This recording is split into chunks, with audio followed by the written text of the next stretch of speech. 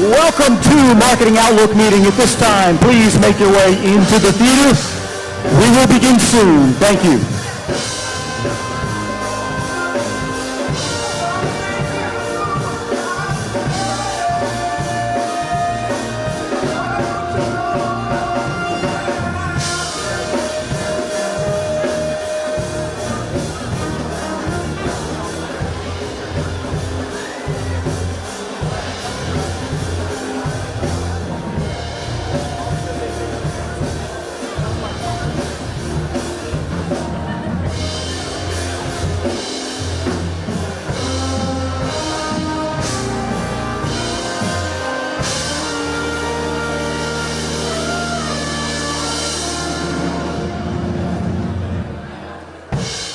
Please welcome the President and CEO of Destination DC, Elliot Ferguson.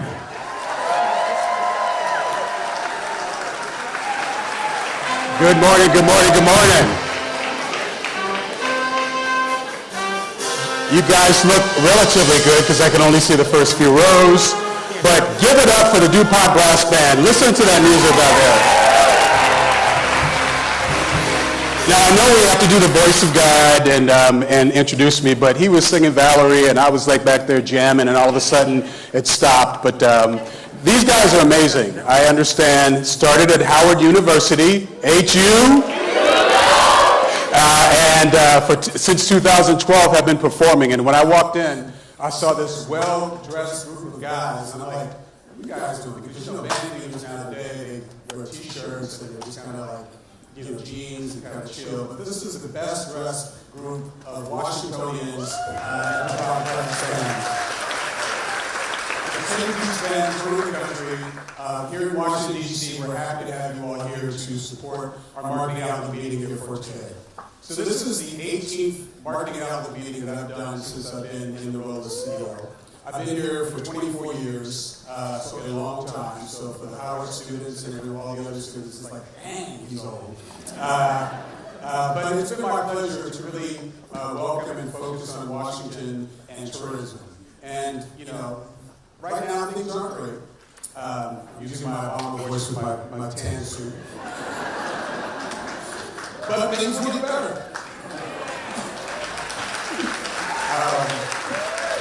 So I'd like to tell you that I have all the answers, and I don't. But what I will tell you is that we're going to be focusing as an organization on promoting Washington through a different lens, in spite of the rhetoric, with several of our neighboring DMOs, and of course other organizations that are important to us. And we're going to talk about that a lot today. But before we get into that, I wanted to pivot and talk about the American Experience Foundation. You guys have heard us talk about the foundation for a long, long time. And the thing that I appreciate about my job is, of course, working with all of our members and promoting Washington as a destination. But right now, as I look at fewer years in front of me in my career, it's about giving back to the community and how do I make sure that there are more students that are interested in hospitality. Because like me, I kind of fell into this industry, I didn't know anything about it. And I always joke that even now my family thinks I do tours on buses, which is fine, but don't understand 100% of what we do. So for us, the American Experience Foundation is about investing in students and their future and exposing them to an industry that I've appreciated and loved for the last 36 years. And for us, it's about how do we make sure that they see opportunities within the industry that they can, if they choose to go to college or not, go finish high school and then continue on with education. For us, the foundation it started right after 9/11 as a way for companies to give Destination DC, which was our name at the time, dollars to promote during an important time or a pivotal time. And it continued on as a way to give back to the community. The branding has been tied to the former use, which was the foundation in the past, but now it's time for us to rebrand and think along the lines of how do we make sure the name really ties into the organization's goals. So the creative team, all of our creatives done in-house, worked with other key stakeholders like Link Strategies, the board of directors of the American Experience Foundation, that's led by John Snedden. I saw him in the audience. He's the cool guy with the really nice shirt. And yeah, right here in front row, he's laughing, but I'm telling the truth, I don't like his shirt. And other stakeholders to help come up with a name that was more fitting of the organization. So the next iteration of the foundation is what we're going to unveil to you today. Drum roll, please. You guys hear that? The new name of the foundation is NextDC. It stands for Network. You guys are easy, you just clap automatically. So that's a good sign. It stands for Network, Educate, Experience, and Travel. And it's really tied to the mission of the foundation as a whole. We'll share a little video with you to give you a little bit more insight. Hey, have you heard of NextDC?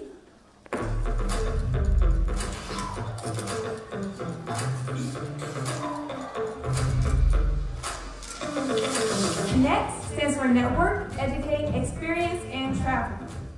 And NextDC offers events, scholarships, and internships to students like me from all over the district, and field trips to students from all around the country.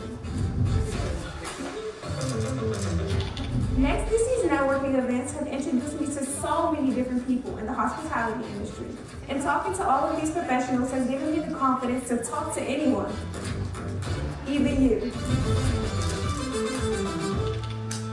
My NextDC scholarship helped to make my education more affordable and allow me to focus more on school.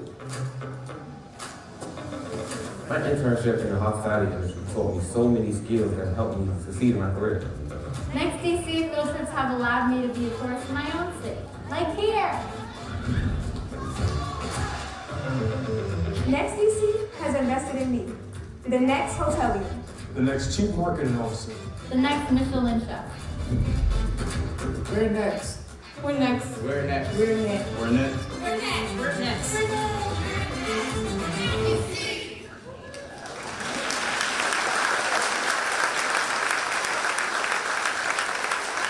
Kids, they deserve a lot of applause. And you know, the thing I like the most about them is that they're not shy, and I make the mistake, and I do it every single time. Stop by my office anytime.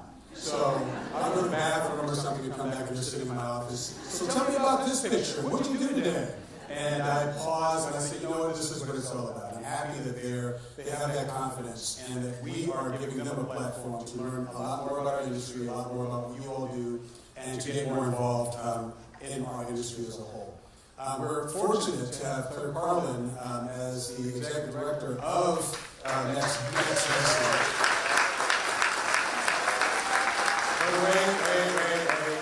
She doesn't get all the credit. It's actually Lisa Walshman who's standing here, and Brittany Anderson who's going to stand. They're the ones that are on boots on the ground, focusing on all the needs of these students, along with the foundation, the chairman of the board of the foundation, and the board itself. We want to thank MMGY for the rebrand and the website for NextDC.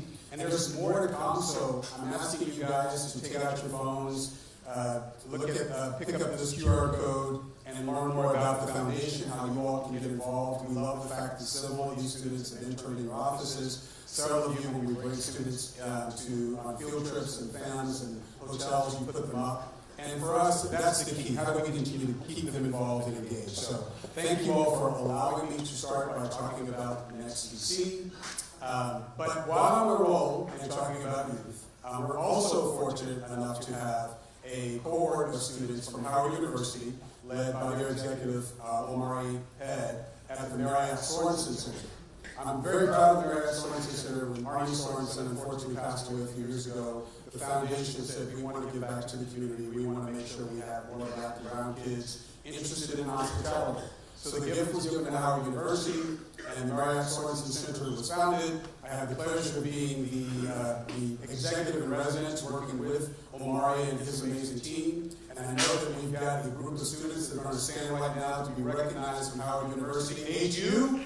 All right, round of applause.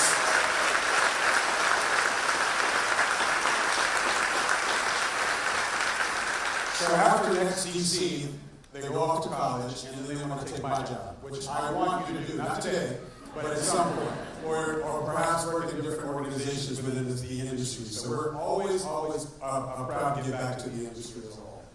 So, capital turnaround. Several of you were here with us in 2021, right after the pandemic, but a lot of you were with us virtually as we focused on the marketing outlook meeting at that particular time. We've also done a sustainability summit here at this amazing space, and we're happy to be back here in the newly renovated space. I live down the street, so I've been watching the renovation on the outside, and of course being inside this building is great.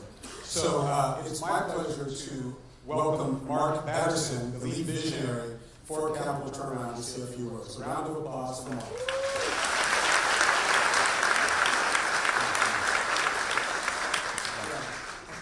Warm welcome. What a cross-section of this city. Just look around the room. You're looking good today. And it's so fun to have you in this space. Now, when we bought this building many years ago, you would have been in a parking garage, but 100 years before that, check this out. This was the Navy Yard Car Barn, 1891. It was the last stop on the Red Line, and so we found this 100-year-old picture of the mechanics in this space, and this is where streetcars were repaired, rerouted, and turned around, and thus the Capital Turnaround. And so wanted to give you a little backstory behind the name, and you can kind of see what it's become. An incredible venue. I think we have one more picture that where so many different gatherings happen. How many remember, though, Elliott, Blue Castle? There was a lot of blue paint on this building, and a lot of drop ceilings, and a labyrinth of hallways and classrooms, but we had a vision. And we knew that only these 96 columns were load-bearing, and so we have demoed the whole building and recreated the space that you're in. I think some of you may have even gotten a peek, 30,000 square feet that is recently demoed. We're just waiting on building permits, so should just be a week or 2 years. I'm having fun. Please, we love this city. We're so grateful, and we love serving this city. Can I just backdrop real quick? It would have been 18 years ago that we bought a crack house and turned it into Ebenezer's Coffee House at the corner of 2nd and F Street. Anybody ever have some caffeine? And Ebenezer's is catering today. So huge thanks for the baked goods and the coffee. And then a couple of years ago, we renovated and reopened the Miracle Theater right here on 8th Street, just kind of up the block. And then most recently purchased the Culture House, the Technicolor Church. Do you know what I'm talking about? And so we are going to continue to use that as an art gallery, event venue. But I would also say it was built as Friendship Baptist Church in 1886. 54 former slaves built that building. And we stand on their shoulders, want to honor their history. And just so grateful to have you in this space. Hope you feel at home. The only other thing I would say is one of the joys of doing what we do, and it's evidenced by the foundation that was just referenced, we love giving every penny of profit from Ebenezer's to causes that we care about in this city. And so turned an abandoned apartment building into the DC Dream Center. Ward 7 just celebrated our 8th anniversary. And so all of that to say this, I think if all of us just kind of keep doing what we're doing in the lanes that we're in, we can serve this city, love this city, and I believe the best is yet to come. What a city to live in, to serve in. Thank you so much for being here today. Hope you enjoyed your time.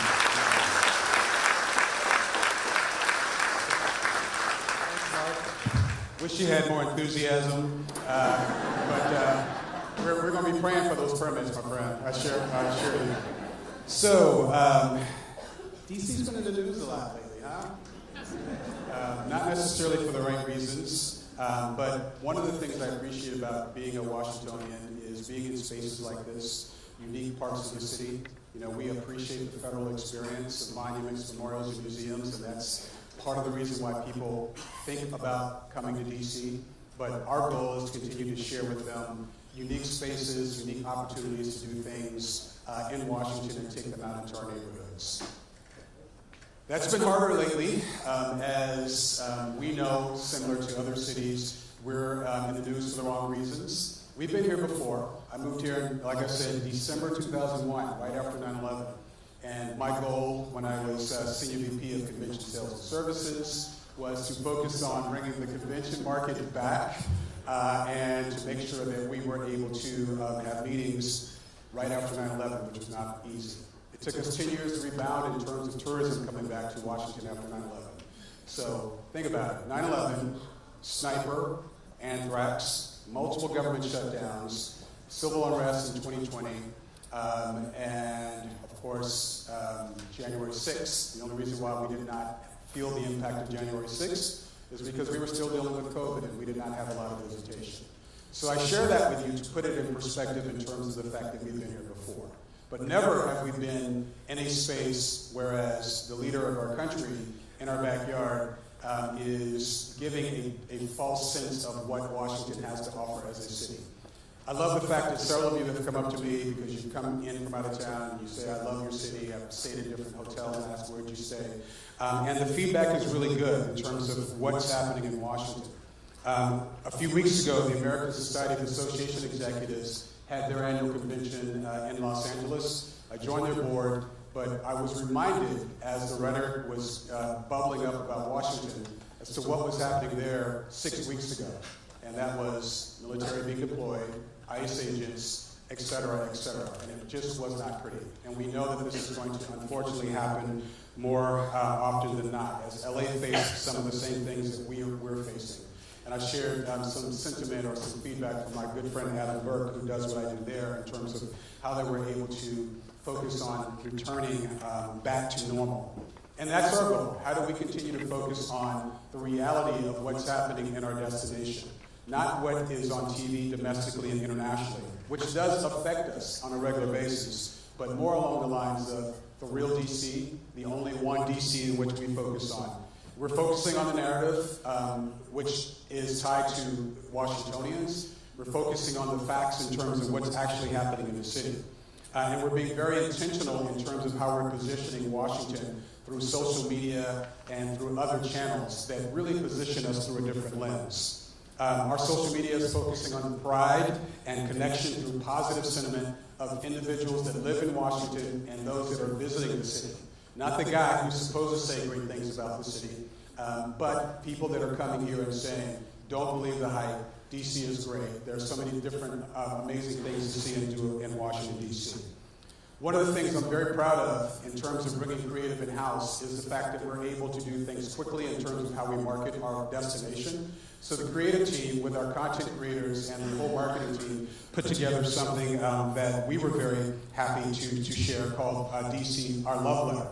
It's seen over 1.3 million impressions. I know a lot of you saw it and didn't share it simply because it really showcases Washington through a different lens, which is the real lens, not what the federal government is saying about Washington as a destination.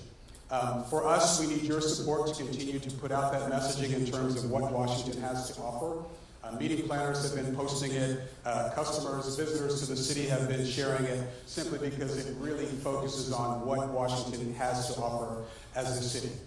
That's what we're going to have to work on and work through this important time as we see perhaps people are choosing not to come to the city, but more often than not, people are saying, we want to come. We want to support Washington, D.C. But the goal for us is how do we make sure that what's being said internationally is not the narrative that is persuading people not to come to Washington as a city. So the key is humanizing Washington, humanizing the city, and through that, our marketing efforts will be focusing solely on, yes, brick and mortar infrastructure, but the 700,000 plus people that live in Washington and those that have experiences tied to visiting our destination. We're pleased to share with you today and unveil our We the People video, which will be launching soon, that really showcases Washington in a way that we think is impactful. And as you're watching the video, just know, we actually worked on this video well before we were dealing with what we're dealing with now. So this has been on our radar in terms of making sure that Washingtonians and visitors speak about the experience in Washington as a destination. Take a look at the video. If I could tell people to do one thing in DC, I would say go outside. Go and see the neighborhoods, talk to people, go to the places that you didn't plan to go, and just let the city take you where it takes you. The DC got its own culture, own music, own vibe, own art. It doesn't matter if you're here for the music, the gardens, the markets, or the meals, you'll find your place here. And that's the beauty of DC. I moved here for grad school, but I stayed because I started a family and there's really no better place to raise kids. When my wife and I planted our roots in DC, it was about raising our daughter as a citizen of the world. When I think about why I settled in DC, I think about being a part of a place that's rooted in diversity and change. There are so many communities that live in culinary harmony with one another here. From transportation to food to entertainment, DC ensures that culture is accessible for all.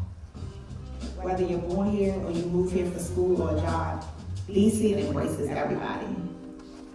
As a proud gay Chinese American, I found a place to call my home in DC. I feel at home here in DC, in these communities. There's something about DC that makes you feel like anything is possible.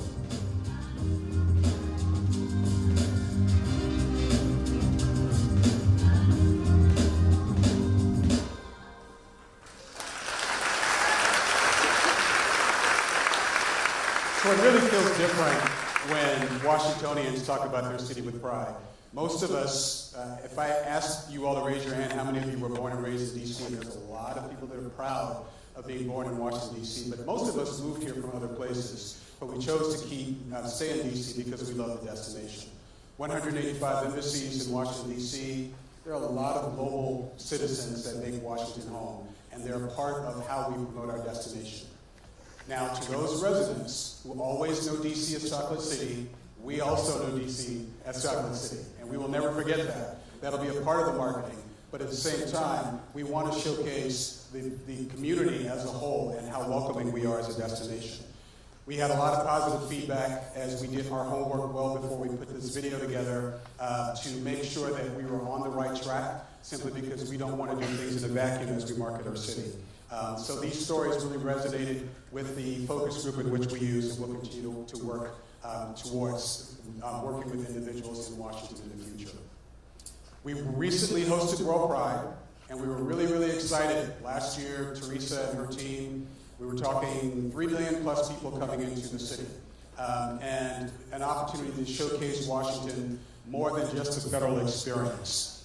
We worked closely with Ryan Boss and Capitol Pride, which is celebrating their 50th anniversary this year. I saw Ryan in the lobby. I know he's in the audience somewhere. Ryan, raise your hand if you're here. All right. I don't know why I asked you to raise your hand. I can't even see you, but I know you're out there. But for us, as we hosted World Pride and Capitol Pride, it was all about welcoming the global community to Washington, D.C., LGBTQ+, as well as those that support the community as a whole. The challenge for us started in January of this year, and with that challenge, the numbers weren't where we thought they would be in terms of visitation to the city. They weren't bad, but they weren't where we knew they would be simply because there was concern about coming into the city. We realized over $300+ million in revenue associated with hosting World Pride, but we missed a really great opportunity to focus on our city versus some of the concerns that were out there. The thing that I appreciated the most is, like today, there were several journalists that we had come into Washington, D.C. That continued to ask questions about Washington as a destination and the United States. And when journalists from Canada said, hey, we're here from Canada, what should I tell Canadians? I said, well, tell them about the experience that you had going through customs. If it was a good experience, and it was a good experience. Tell them about the experience you have in Washington where the rhetoric might not sound as welcoming, and remind them it's not coming from the 700,000 Washingtonians, as we welcome all people, especially since 14+% of the community identify as a member of the LGBTQ+ community. With that notwithstanding, Washington is a welcoming city. Tell them about our neighborhoods, about the food, and the overall amazing experience that you had in Washington. And we're hoping that those journalists are going back, and we're following those stories, and writing about the overall experience in Washington, D.C. as we hosted this. We continue to face challenges as the momentum is being, the momentum tied to coming to Washington and the United States continues to remain a concern, especially from a global perspective. 2024, we had our largest budget ever to promote Washington as a destination, and it really helped us in terms of the numbers tied to additional visitation to the city. We saw a record number of jobs and tax revenues generated in Washington simply because people were traveling and they were wanting to come to Washington, D.C. Now, we can't take credit for every single visitor that has come to Washington, but we do know that our data tells us that before we were able to spend more on marketing Washington, we went from an additional 300,000 visitors to over 1 million additional visitors. And we're very proud of those numbers as we looked at the fact that promoting a destination leads to additional visitation in that destination. We recognize the fact, and we share with our stakeholders, that without our industry, every household in Washington would probably have to spend an additional $3,600 a year in taxes. So we're important not only in creating jobs, but also the economics of the city. So addressing funding. A lot of my peers are in the room. I've talked to a lot of my peers around the country, and cities are being challenged. Like, why do you need to market your destination? Is this the right time to market it because the international community is not coming? The Tourism Recovery District gave us the dollars to promote Washington after COVID, and we saw that momentum with the Hotel Association, Restaurant Association, Events DC, the city, and other stakeholders, and we were moving in the right direction. When you really think about hotel taxes, about 15.95% is what people pay when they check into a hotel. Not Washington taxpayers, unless you choose to check into a hotel as a Washingtonian. You might have explaining to do at home, that's your business. But as an impact to our budget, it was about 2% of that 15.95% is actually the budget for Destination DC. So we are realizing the fact with the current budget for 2026 that we're probably going to go back down to 1% in terms of our revenues coming into the city. So it's so difficult to say, I can't even get the words out of my mouth. And for us, the marketing team, convention sales, tourism, and everyone else, it's like, how do we do more with less when we had so much momentum? The mayor's growth agenda, we appreciate and respect it, working with Deputy Mayor Neil Albert and some of the other stakeholders, but we remind them, as we want you to remind all of our stakeholders, the importance of this industry and the strides that we made in terms of visitation and how economic development through tourism has a better short-term return on investment. So we'll do what we do, and we'll do the best we can with a smaller budget, simply because we don't have a choice. But we'll continue to focus on how do we get the additional dollars to spend and promote our destination. And for those who continue to think that you don't need to promote DC because everybody wants to come, we'd have to spend another 2 or 3 hours explaining to you how DC is perceived as a destination compared to other cities. My good friend Claude Molinari. Claude, if you're in the audience, I can't see you, but make some noise. There he is, right there. Claude traveled from Detroit to Washington, D.C. to check on me. And also because every city does what we do. But I remember talking to Claude in Colorado Springs recently during U.S. Travel Summer board meeting, and he's having the same issue. City stakeholders saying, you don't need to spend money because everybody wants to come here. And Claude shared something with him that I want to share with you. He says, oh, great. So you're running for office, and you're already in office, so we won't see yard signs for you, right? And we won't see commercials for you, right? Because you're already in office, and people already know who you are. And of course, the reaction was, on the contrary, that person will do all those things. And they said, okay, Claude, we get the point. And for us, and thank you, Claude, for that, and thanks for coming, you and your team. And for us, that gives, that the aha moment for me is how do I continue to get stakeholders to understand the importance of investing in what we do, because it benefits all of us in so many different ways. I referenced that there are a lot of DMO leaders that are here in the audience today, and I'm going to recognize the organizations. I know Visit Montgomery's here, Virginia Tourism Corporation. I saw Kareem Swinton with Visit Baltimore, Beth Erickson sitting over here. I see that smile over there with Visit Loudoun County. Leslie Graves with Experience Prince George's County, Tom Loftus with Richmond Regional Tourism Office, and Christine McNichols, her team is here with Visit Annapolis. We all work together to promote the area as a whole, simply because we all benefit from marketing if we work together. So, round of applause for all of you all.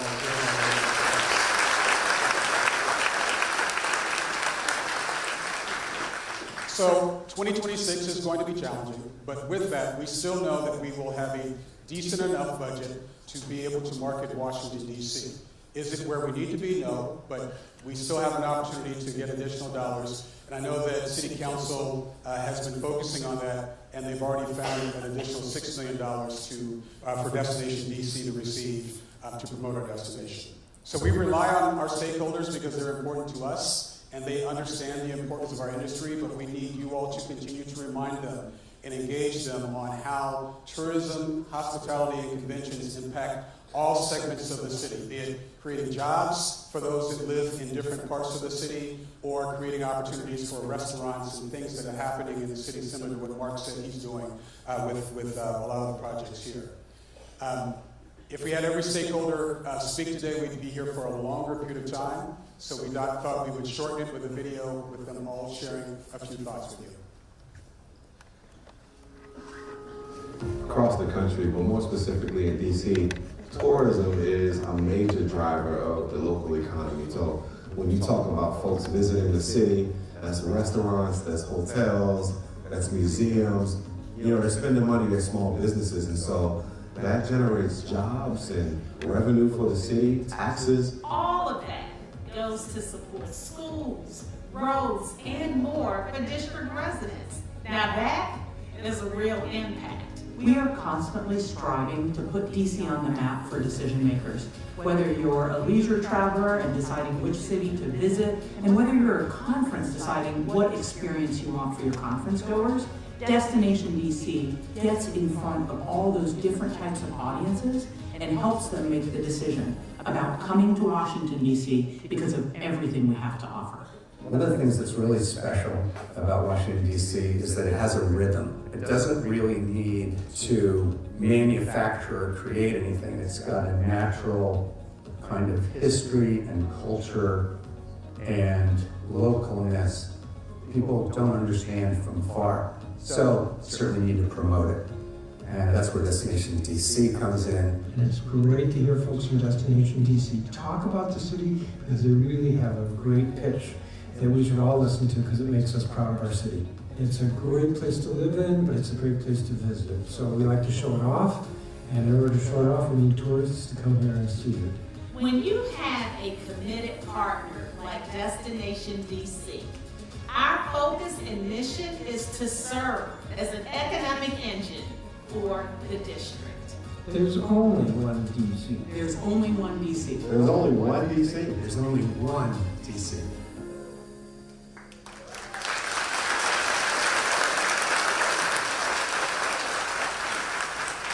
So clearly our stakeholders appreciate our city. Our mayor is normally here. You can imagine right now, her hands are, she's busy dealing with other things associated with the city, and she sends her regrets for not being able to join us today. But there is only one DC, and we work closely together with several stakeholders, including City Council and the Mayor's Office, to focus on what we do. I know that there are members of the City Council's teams that are here. I saw Kenyon McDuffie's team that was here earlier. I love Phil Mendelson, chairman of the board. He lives around the corner from me, so when I'm zoning out, walking my Rottweiler, 6-pound Yorkshire Terrier, and I walk by his house, and he says, "Hey, do you need anything from me?" I'm like, "Phil, I'm zoning out. I'm in my own space." But I appreciate the fact that he's always focusing on this industry as well as other stakeholders. The Hospitality Alliance, you heard from Angie Gates with Events DC. I know her team is here. We can't do what we do without a great relationship with Events DC. The Hotel Association, Solomon Keene,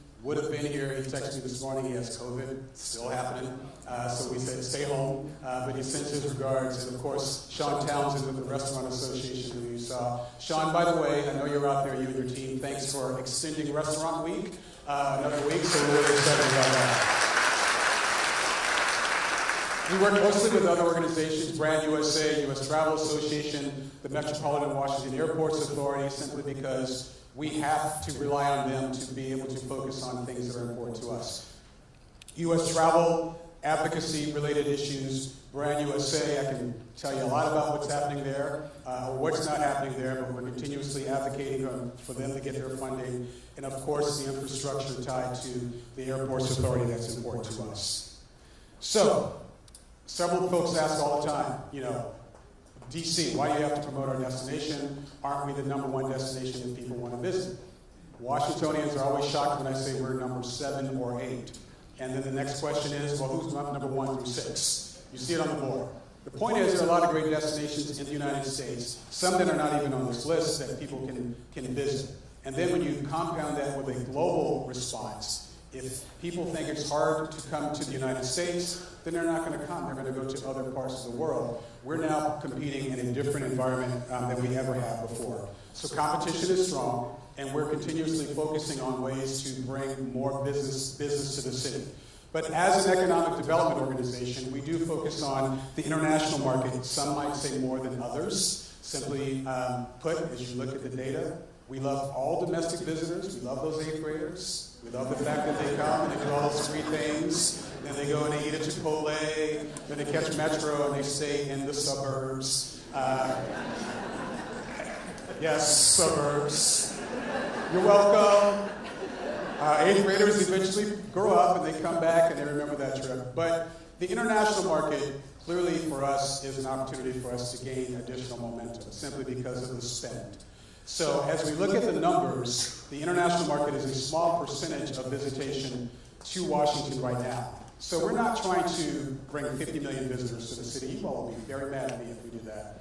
But if we were able to gain more momentum with international visitation, wouldn't that be the message or the right direction in terms of the overall economics of visitation to the city, be it tourism and conventions, international and domestic?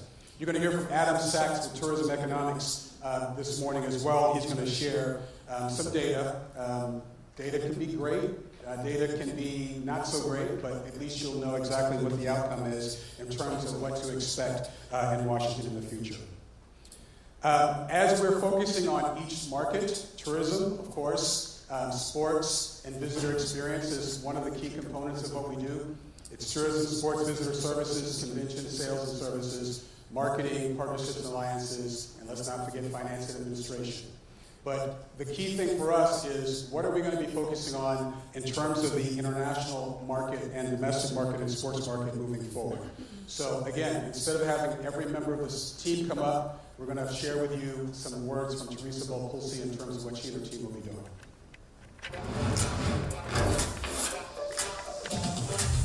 Additional funding has had an incredible impact on our ability to share There's Only One Washington, D.C. with more people around the globe than ever before. The ROI matters. In the first 6 months of the year, global promotions doubled the number of hotel room nights. In just 1 month, a $12,000 investment with Expedia resulted in more than $338,000 in booked international travel. That return on investment is more than 27 to 1. Looking at special events, I could not be prouder of this team that has worked so closely with the Capital Pride Alliance, Mayor Bowser, and so many partners to host an amazing World Pride 2025. We showcased what this city is all about: love and acceptance, and celebrating each other for exactly who we are as individuals. With a little help from our friends J-Lo, Cynthia Erivo, and Doechii, we showed the world our authentic self. Washington, D.C. is where you go for your voice to be heard, whether that's through celebration or activism. It's also been a banner year for the capital of sports. From the NFL draft win in 2027 to international competitions and women's sports of all types, we are creating new reasons for fans to travel. Nothing means more than when our customers experience DC for themselves. Not only do they have an incredible trip, but we change perception as they often increase their DC product as a direct result of the work we are doing and the experience with our member businesses. The momentum is holding strong despite the challenging forecast for 2025. The competition for international visitors is serious, and our events have helped to maintain steady international visitation from top markets. We've also seen increased international airlift on United Airlines, British Airways, and other international carriers, and appreciate the strong partnership with the Metropolitan Washington Airports Authority. This year has not been without its challenges, but that's exactly what makes our work to share there's only one Washington, D.C. with the world so important.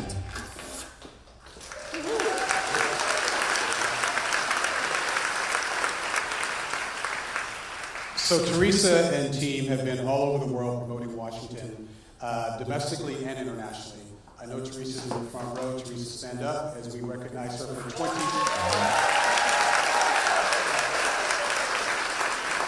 Thank you for doing what you've done for 23 years with Destination DC. So always working hard, always focusing on how do we continue to put DC, or position DC in a different way. And that's the name of the game as we're looking at moving forward, be it in sports, be it in events coming to the city, domestic and international tourism. Speaking of international tourism, we have a group of individuals, 15, that are here from India. They are here with our office from India and in what we call a reverse mission. So instead of us going to India and talking about Washington, we brought those that promote and affect travel to Washington, D.C. I believe there are 15 of them that are going to stand up and wave.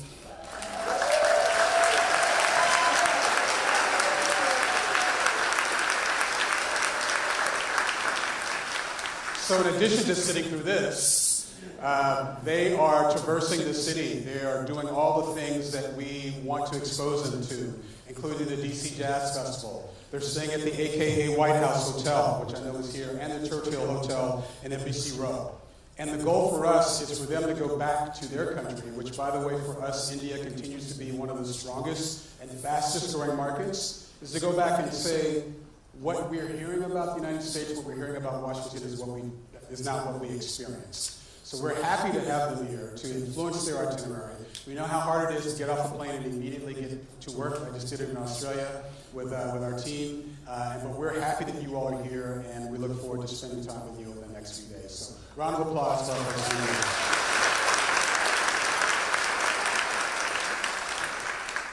So as we're looking at rebounding, we're going to focus a lot of our efforts on tourism, especially with the rhetoric.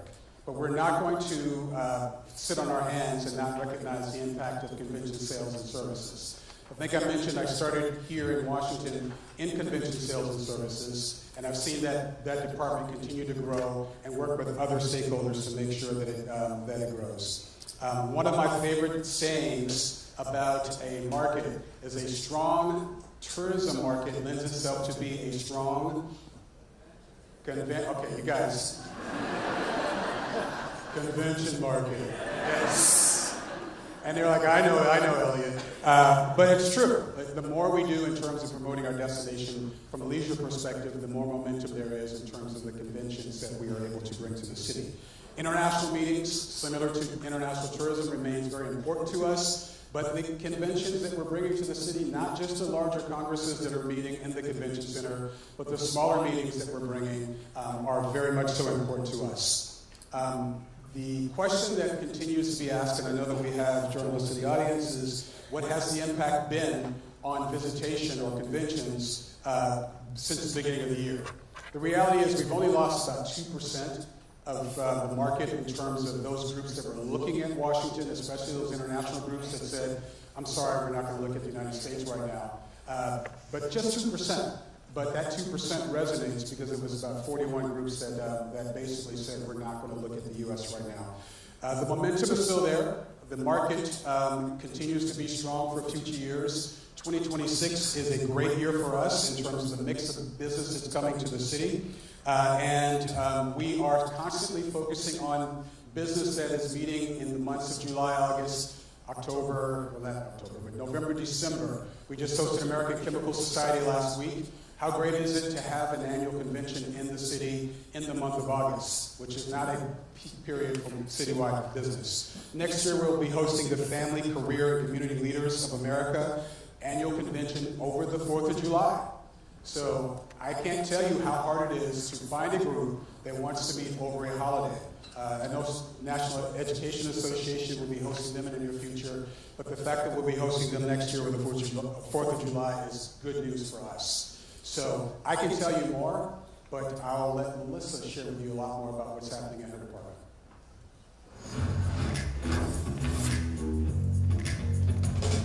Strategic sales efforts are driving hotel room nights and economic opportunity for Washington, D.C. in both the short and long term. The team is maximizing opportunity markets like technology. Washington, D.C. has incredible support for these groups, who are often surprised to learn about the city's serious tech credentials. Successful meetings and conventions are the necessary complement to developing more tech business attraction and opportunities. This year's next conference is the perfect success story. 5,000 leaders in cloud technology and AI came to D.C. to learn and discuss industry progress. Beyond the $6.9 million economic impact, Nutanix's event positioned Washington, D.C.'s global tech leadership, which in turn raises the city's profile for future opportunities. The group also highlighted global humanitarian and chef Jose Andres and his impact that extends from D.C. to around the world. While it's true there's been short-term uncertainty given the political climate, we're forging ahead with future business well beyond the next 4 years. We're specifically targeting international groups to fill need periods that are willing to meet over U.S. holidays and over the summer. Your business benefits from their longer stays and higher spend. International will always be important, from groups that are making incredible medical advances to industries of the future. Additional funding has allowed us to continue extending our reach through impactful partnerships and client connections. Relationships with third parties and organizations that have dozens of small meetings throughout the year add up. In fact, small meetings have accounted for 1/3 of brand new business for the city this year. We're not the only ones who recognize DC's potential. The city has been honored by the industry several times this year for its commitment to international meetings and its commitment to our customers. As we reflect on the vital role that meetings and conventions play in DC's economy, we're also reminding our customers of the vibrant community that makes the district so special. Every event held here supports the livelihoods of Washingtonians and local businesses, and will carry that value and momentum into 2026 and beyond.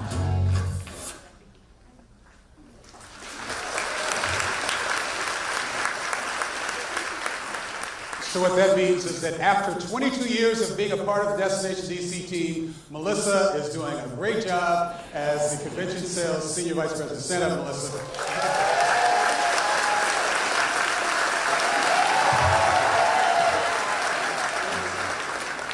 She's the one I have to pay attention to. She's trying to sit in my seat when I'm not around, but we'll talk later. So I think the goal is for you all to understand that even in times like this, all is not lost in terms of the businesses coming to the city. The goal for us through convention services is to continue to focus on ways to make sure that we have the numbers of visitors, those that might need a visa, that might be concerned about traveling to the U.S. Those are, we're more along the lines of, booking the business is not that difficult in the U.S. It's how do we make sure that the groups understand that we are all invested in making sure that the international visitors, and in some cases it could be 30 to 40% of their attendees in the convention center and in hotels, are able to get into the city. So that's important to us. Before I move on, I did want to pause for a second because as we celebrate all the amazing things that we're doing as an organization, we also want to celebrate the fact that one of our own in a senior leadership role is going to be leaving Destination DC to take up a new job with Experience Columbus. Where's Bill Adams? Bill. Yep. Bill. 2 years and has done an amazing job in terms of navigating the convention sales efforts with Melissa and Diana Waldron. A sign of a good opportunity with your team is when someone like Bill, who came from the Las Vegas Convention Center and his sales capacity, then took on a role as Director of Sales at Destination DC, and now is moving into the Chief Sales capacity in Columbus, is getting promoted. And I think that as painful as it is to see Bill leave, I think we are so proud of this opportunity, and I did want to recognize him, as I believe the end of next week is his last week, in front of you all, because he has been amazing and deserves, if you all don't mind, stretch, round of applause for Bill. Stand up, stand up.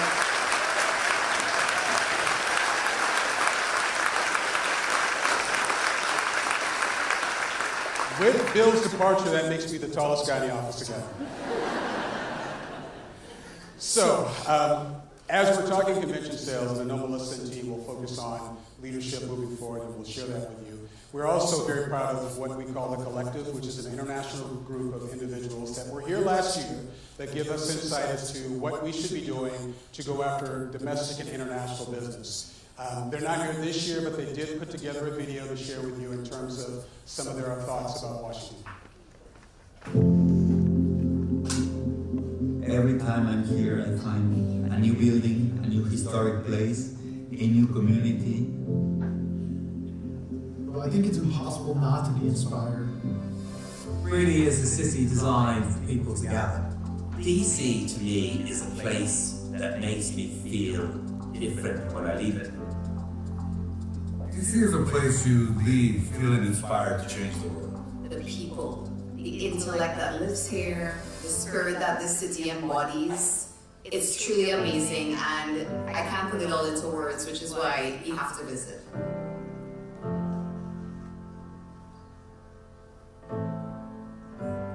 So be it in Washington or at IMEX in Frankfurt, we assemble these individuals, and they're not shy in terms of telling us what we need to do. They are not shy in terms of telling us how we're perceived as a destination, and they give Melissa and team, Tara and her team that focus on international meetings, the wherewithal to position DC differently. Sometimes they're saying to us, your infrastructure is fine, but that's not important. What's important is what are you doing with sustainability and other things. We'll talk about that later. But this collective is extremely important to us as we focus on our marketing of our destination. Speaking of marketing, clearly, as I think about what we do, convention sales and tourism sales, a lot of my DMO friends are in the room. The biggest issue that I had coming into a leadership role is that marketing kind of sat as its own organization and kind of fed crumbs to convention sales. And I know because I was the guy leading convention sales and tourism. And I'm like, this is not the way it's supposed to be. Marketing is the background of the organization, but we have to work in tandem if we're going to be successful in what we do. So everything from all of our marketing, all of our slogans in the past, which Robin tases me when I use one of the old ones. But some of them are just so cool. DC cool. Stop tasing.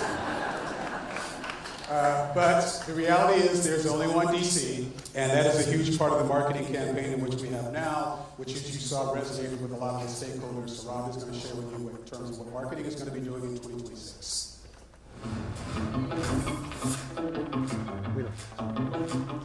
Across advertising, research, creative, content, and editorial, the marketing and communications team magnifies the only one DC brand while meeting consumers where they are.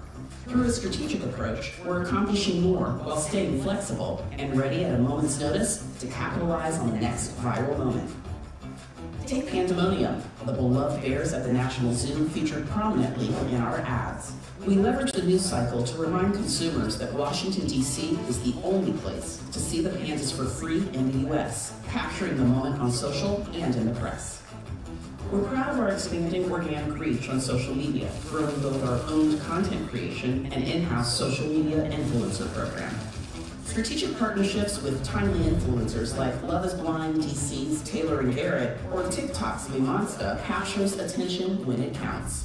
Editorially, we're on the record, even when it's challenging, and we're fighting hard for positive headlines that spark interest and change consumer perception of DC.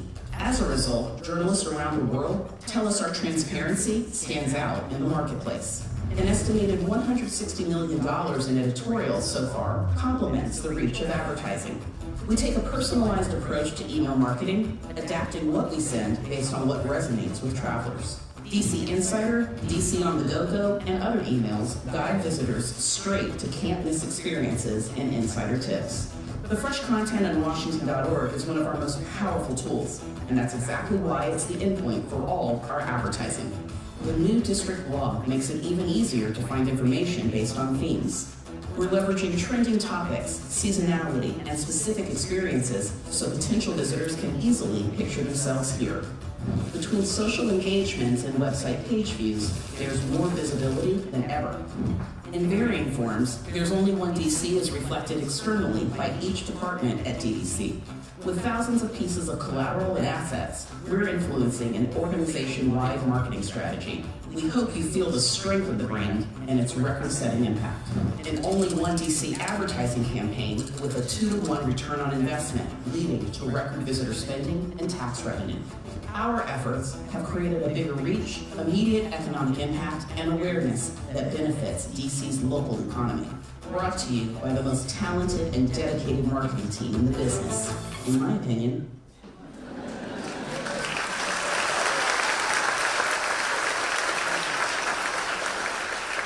I think she forgot the word humble, but I'll put it in there. No, Robin and team, they are talented. They're amazing at what they do. Robin's in the front row, 14 amazing years at Destination DC. Thank you very much, Robin. So when we use assets like content creators, well, individuals like content creators and social influencers, and I got into a very deep philosophical conversation in Australia at an event that with social content creators and them. And they were telling me about the difference, and no, there's a big difference. And I'm like, the bottom line is that you all make a difference for us. And be it TV shows like Love is Blind, which I've never watched, but I understand you all watch it? All right, that's good. But the fact that it was done in Washington, D.C., and there was no asteroid hitting the nation's capital or something, really resonated in a positive way. We leveraged those things with Robin and her team, as well as AI, which we all talk about. A few of us truly understand. I know that there are experts in the audience that are here today to help us transition and utilize AI in terms of our marketing, especially in a year where our funding has been challenged. So, moving on, we'll talk more about what we're doing, but it's important to talk about you all and why you're here today and how you all should remain engaged. There's so many different things that we're going to be doing in 2026, which for us starts October 1st, that you all should really be paying attention to. All of this information is on our extranet, which if you don't know what our extranet is, you should ask before you leave here. But the bottom line is that when you're focusing on the events and activities that we're doing, you see a greater return on your investment, which is extremely important to us. There's a big difference when we are promoting Washington and we're in a booth, be it IMEX Vegas, which is coming up, or an international show. And instead of you all being in the booth maybe of the parent company that you're affiliated with, when you're in the DC booth, I can guarantee you one thing. Individuals coming to that booth are coming to talk about DC. And they're going to want to talk to you about your product or about your hotel or what have you.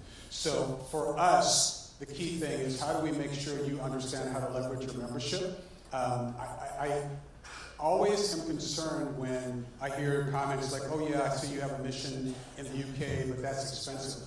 I'm like, well, it's really not that expensive, but the return on investment is there. And I think that's what you need to focus on in terms of the opportunity to interact and interface with individuals that are coming to our events to solely focus on what we're promoting. There are so many different ways to engage. You see them on the screen. Hopefully you know about them. Our website is the #1 way to engage. Keep in mind that you influence and you create your content on the website. So please pay attention to how you're positioned on our website. Attend our events. I cannot, how many times am I asked what's my favorite restaurant? And I say, there's so many different great restaurants in the city, I can never speak on one. But if you're meeting or working with someone who's a member, they can talk specifically about you in a different way, and you all can kind of get together and work on ways in which you can bring business to the city. Attending events showcasing your business and social publications, hosting clients like the AKA White House and the Churchill. I guarantee you, if you hosted journalists at your hotel, if they eat in your restaurant, if they experience whatever service you offer, they're going to write about it, and you're going to see a return on investment there. So there's so many different ways and things in which you all should be thinking about in terms of partnering with us, especially the events. And I will tell you, since COVID, the biggest issue we've had is the no-show factor of, we have, let's say 100 people RSVP, and we'll have 40 show up. Not y'all, right? And I get it. You're working at home, and it's cold outside, and you had every intention of coming to an event, and you just don't show up. And the resources for us are lost simply because we anticipated 100 people being there. So please be mindful and be thoughtful about the events that we're putting on. It's usually the people that are not in the room that I'm talking to, but be mindful and think about the events that we're putting on and the opportunity that's being missed when you choose not to come to these events. So I could go on, but Claire Carlin will share with you a little bit more about what Partnerships and Alliances is doing in 2026.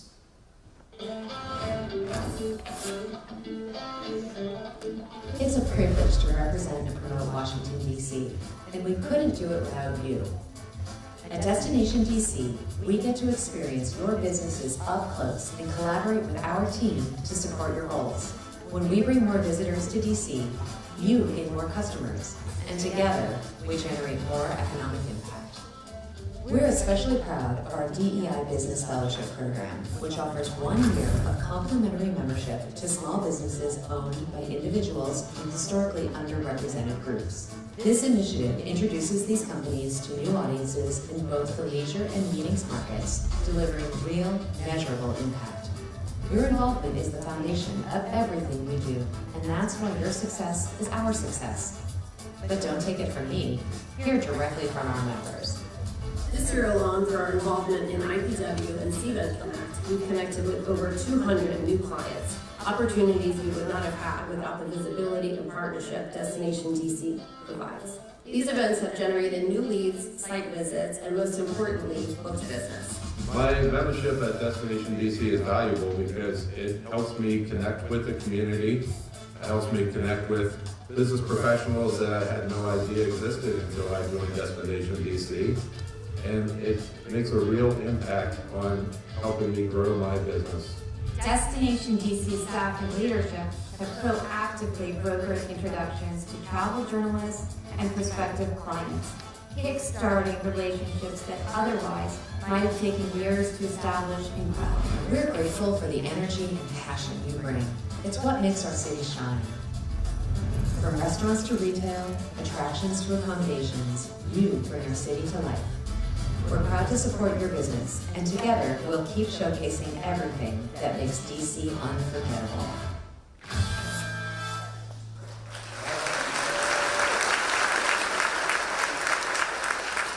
So outside of the hotel tax, Partnerships and Alliances brings in the largest revenue generator for Destination DC that we in turn spend on marketing Washington. So Claire Carlin in the audience, 10 years, congratulations. You and your amazing team, record number of members, which means there are 1,100 members, organizations that are members of our organization that I say to Claire, please make sure we're meeting their needs so they don't call me. And Claire, thank you for making sure you and Jay Rowan and your amazing team are making sure that they're not calling me because you're meeting their needs. So membership is important. Membership has its privileges. I know a company uses that slogan. And with Destination DC, that's what we want to bring to you. So as we look at opportunities, there are also ways in which you can partner with us. And so we're always proud of the partnerships that we have and the collaboration that we have with so many different organizations. The more we partner with organizations year-round, the less money we have to spend on individual things or costs that we are always focusing on. Partnership is extremely important to us. Yes, customers are the number one goal, but the other concern for me is how do we continue to invest in you all in a way that you're getting what you need. And as we think of partners, it's sad that unfortunately we just lost one of our amazing partners, Karen Morris with the Nationals. Karen has worked with our organization, hosted several events, brought so much positive momentum to the events at the Nationals, including our infamous event where we're speed networking. And I will never forget Karen always coming up to me and asking me, are things okay? Are you guys happy with what we're doing? Because this is a big venue and we want to make sure that we're meeting your needs. So we're sad to say that Karen passed away last week. I know Gary, her husband, Gary, I don't know where you are in the audience, but I know you're here, has joined us this morning, and I'm asking for just a moment of silence as we recognize all of the things that Karen did for our industry.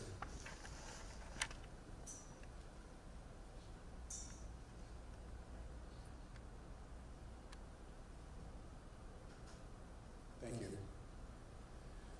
So we'll be celebrating Karen with the Nats and with her family, Destination DC, and if others are interested, please reach out to members of our Partnerships and Alliances team as we'll share with you more information about her services coming up. So we talked about sustainability. Several organizations and stakeholders say, why do you focus on sustainability? Simply because major conventions now are asking what are our sustainability efforts and what do they look like. So to have a program and to have an individual, and by the way, we're, I believe, the largest DMO in the U.S. that has an individual that solely focuses on sustainability. Sustainability is a game changer in terms of the business that we're able to book. And not only business that we're booking, but also sharing with you things in which you should be doing as you are engaging customers that are looking at doing business with you. Because if they're international, they're going to ask about this. More so than they're going to ask about infrastructure. And it's becoming more and more the case. So 30% of the RFPs that we're receiving are specifically asking about sustainability efforts. And they're serious. And unfortunately, in the U.S., we've kind of tap danced around it. And so as an organization, we've become more engaged. The QR code gives you an opportunity to learn more about what we're doing as we focus on social, economic, and environmental issues and things in which you all should know about as you're going after business. Right now we have 78 members. I saw them with ribbons on that are part of the Sustainability District. This is a program in which we put in place to make sure that we're talking to you about things in which you should know about sustainability, and equally as much making sure that you're engaged in a positive way. So please pay attention to this. Check out this QR code and ask us questions. We have a great team, Shelby Lutzi, who would be more than happy to work with you. Our marketing outlook meeting is an opportunity for us to understand key things that are happening in the future. As you all know, the 250th anniversary of America is next year. So we'll start that celebration in January through December. There is a DC component and there is a federal component. And we will be working with the federal component as we learn more and more about what that plan is. But as a destination, our goal is to make sure that we are engaging not only you, but those that are coming to the United States in terms of ways in which they can take advantage of events and activities that are happening in the United States. So when we talk about the 250th, and we are talking to our friends from India, 250 years in India is a weekend. Maybe a day. So perhaps you all need to understand that the actual 250 years may not be relevant to the global community, but the events taking place will be, and that's what we'll be focusing on. Right now we have 75 partners that are already working with us as we are focusing on the semi-quincentennial, which is the 250th, don't drink liquor and say that. For us is how do we tie the American experience or the DC experience, which by the way, 250 years ago, DC did not exist. But as the Emancipation Proclamation was being written and the Declaration of Independence was being written in other parts of the U.S., they actually are here in the archives. So we're excited about the fact that several things that happen in the United States are here in Washington, D.C., and we'll be able to showcase all those experiences, including what freedom meant 250 years ago, inclusively of all Americans at that particular time. Because we know that as the Declaration of Independence was written and said that all men were created equal, we know that was not the case. So our opportunity in Washington, D.C. is to showcase and celebrate all things that happened in Washington 250 years ago and make sure that we don't leave anything out. As we talk about that, the fight for equality, civil rights, and the DC story will also be on display at an event called 51 Steps, which we're really excited about. This will also be on our website that you're looking at now in terms of the DC story. We'll be sharing the civil rights journey of Washington, D.C., fight for equality, things that have happened since the 250 years, and other opportunities to promote Washington. We've got a 15-second commercial that we're going to share with you. There's only one place to celebrate America's 250th birthday from America's front yard.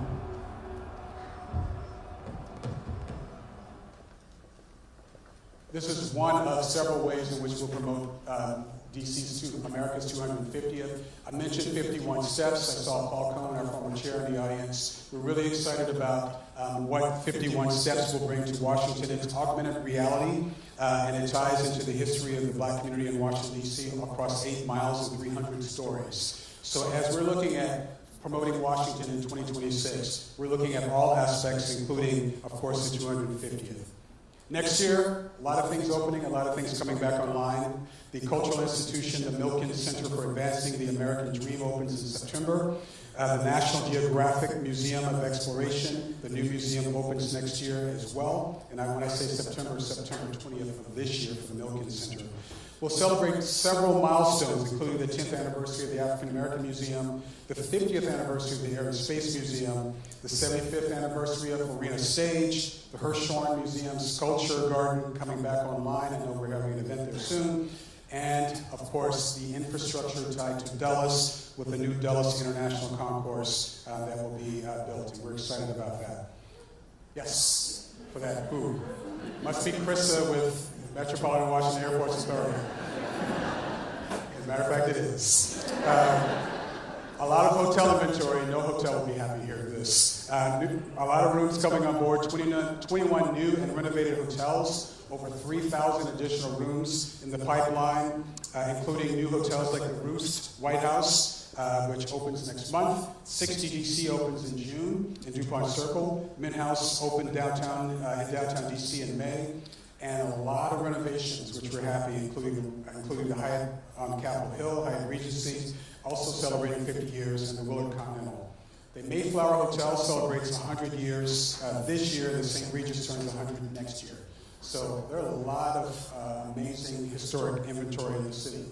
Lots of signature events that we will continue to promote. Needless to say, the National Cherry Blossom Festival kicks off our season in terms of tourism. I know Diana Mayhew and her team are probably here. Continuing with Events DC's Passport DC, something you can only do in Washington. The global community loves this, as well as domestic visitors coming to the city. The I always mess this up, Mubadala City Open, which is, of course, tennis. It was just a few weeks ago. We'll be talking about that next year. Smithsonian Folk Lights Festival. And coming up this week is the opening of the DC Jazz Festival, which continues over Labor Day. And we're excited about the Jazz Festival coming back to the city. And then Theater Week, September 15th through October 5th. Speaking of sports, which I wasn't, but I am now, we're excited about several ways in which we will anticipate opportunities to benefit from the fact that, unfortunately, we're not hosting FIFA World Cup next year, but we're probably going to be cheaper than those cities that are. And they're going to be flying into Krista's airport internationally, and then taking the train into our city, enjoying our city, and then maybe getting on Amtrak and going to other parts of the country. We know that you all have just heard about the World Cup draw that will be held at the Community Center in December. We'll hear more about that and share it with you as well. And so we are going to focus on ways in which we can leverage the fact that flying into the United States through Dulles, enjoying Washington, should be a part of the appeal. And FIFA has told us that there's a strong opportunity for us, so stay tuned. We'll continue to keep you posted. The food scene in Washington, I can go on, but you guys live here, you know how great the food scene is. Several cities are getting Michelin guides. I just came from Australia with Boston and Philadelphia. They're getting guides. We've had one for over a decade plus. So it's always a pleasure to work with the Restaurant Association, Sean and his amazing team, and continue to focus on the food scene in Washington. And I mentioned earlier the extension of Restaurant Week, which is something that we'll continue to focus on with our social media. We're looking at what's happening at Capital One Arena with the renovation. Isn't that pretty?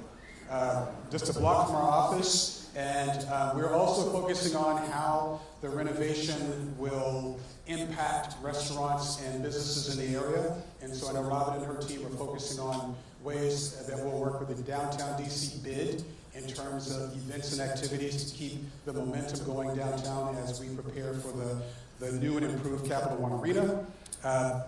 We constantly work with all the business improvement districts. So as I talked about the Downtown DC bid, we work with all of them simply because they play an active role in helping us to promote the neighborhoods in which they represent. We're excited about the Commanders coming back to Washington, aren't we? Yes. Take a look at this amazing stadium. Isn't this incredible? So I live, so it's going to be so exciting to see what is going to happen on the campus of RFK. I know the Events DC team's here, working with the city, working with the Commanders, and as the city council and others have basically said, we want to make sure that DC is the sports capital of the U.S. I keep wanting to say the world, my team says the U.S. I think we're positioning ourselves with what's happening with this arena to be just that. Plus, I don't know if you heard, but of course, the Audi Field, which we've had in the city and our community for a few years, they're looking at putting a dome on Audi Field. So the key thing for us as we look at these enhancements, improvements, and changes is that not only for sporting events, but for concerts and for some of the larger congresses that want a larger general session space, DC is positioning itself to be able to do tourism economics. Adam Sachs, he's a great guy, but it's numbers, and sometimes the numbers aren't great. And it's his goal to share with us how we should be positioning ourselves as a destination and what's happening in the U.S. We've all heard about the declines, we've all experienced it, we're all concerned, and that's why you all are here today. I love Adam because he has assembled an amazing team that we work with on a regular basis, and he's right up the road in Philadelphia, very accessible.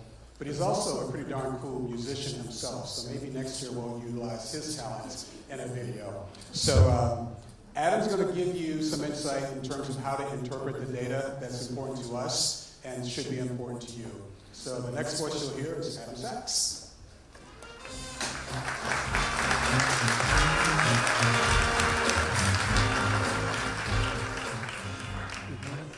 Thank you very much, Ellie. You are incredible. My job is to make sense of the economy for you. So, wish me luck. It is an adventure.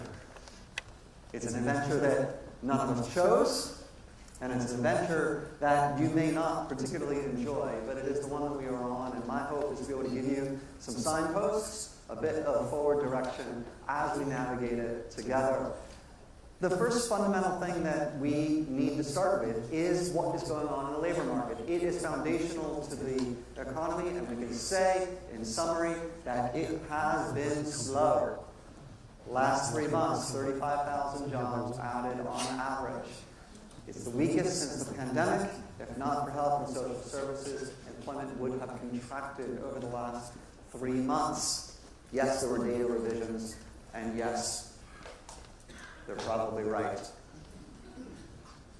Nevertheless, the unemployment rate is in a pretty good spot, just 4.2%. If you've been at this for a while, you would know that historically you would take 4.2% unemployment on any given day. Now it has ticked up, so how concerned should we be?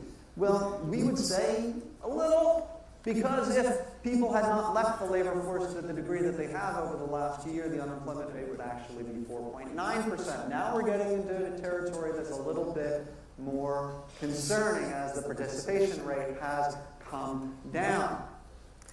But overall, the storyline in the job market is that jobs are becoming more precious.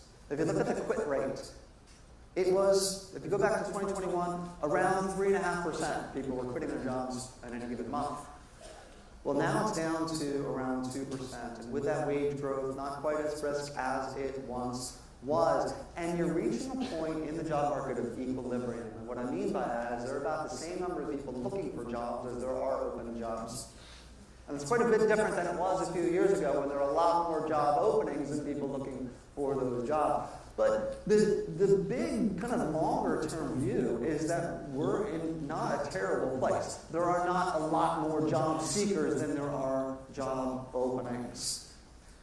But with all this turmoil, you wouldn't be surprised to know that consumers are getting a little worried. So if you look at the Consumer Sentiment Index, over the last couple of years, you can see it's steadily come down, especially in 2025. In August, fell again. And so people are starting to pull back. Real consumer spending in the U.S. was flat for the first 6 months of this year. The last time this happened was the pandemic, and the time before that was the Great Recession, when for 6 full months, consumers did not increase their spending. And so we're seeing now it's a relationship between what we would say soft data, that is how people feel, and hard data, which is how people are acting. People are starting to pull back and just wait. Why? Why? In economics, there are rarely any simple answers to simple questions, but I have a simple answer to a simple question, and it's tariffs. In fact, if you take our word for it, that the average tariff rate is now 18%, you would compare that to where we were at the end of last year at just 2.5%. This is a massive increase, a massive change to the entire trade regime of the global economy. And it has real effects, and some of those are already evident. For example, inflation is rising. The core inflation rate is around 3.1% right now on an annualized basis. And you can see how core, that is once you net out energy and food that can be volatile in its own right, has been accelerating in terms of price increases. A weaker dollar, the dollar has declined in global currencies about 8 or 9% over the last 6 months, is accentuating the effect of how expensive foreign goods and services are for U.S. businesses and U.S. consumers.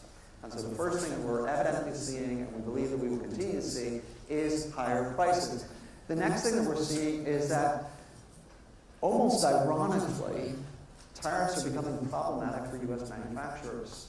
Ironically, because the end game, at least, has been put forth that this is designed to boost manufacturing in the U.S. It is not happening now. Right now, in fact, for the past 3 months, manufacturing has been in a slide, a particular slide. Anything below 50 on this index is showing that the manufacturing sector is contracting. And indeed, over the last 3 months, employment in manufacturing has fallen, and we're seeing the effects of higher input costs, of supply disruptions, and customers that are just wary of committing to new orders given all of the uncertainty. What else we're seeing? We're seeing that the Fed has held interest rates higher for longer. Now, the odds of an interest rate cut in September have certainly risen in recent months because of that job weakness that we're seeing. But the Fed's in a bind, right? You've got a weakening economy at the same time the prices are increasing. What's a Fed chairman to do?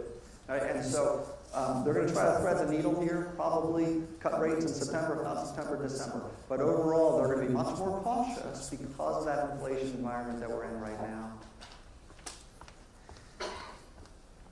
And I think that one of the big things that we're seeing is that businesses are just on hold, almost in a state of suspended animation right now, as they wait to see how all of this shakes out. And so businesses are pulling back on investment. And what we've seen historically is that when businesses pull back on investment, they also pause a bit on the participation in events, conventions, and trade shows. And Marriott, in their August earnings call, said that the second quarter U.S. and Canada select service extended stay RevPAR declined around 1.5%, primarily due to a decline in government demand as well as weaker demand of smaller business customers. And so there's a parallel here between the effects of uncertainty on business investment and on business travel. But if there's a silver lining, you might say, well, isn't it raising a lot of government revenue? You would be correct in raising that point.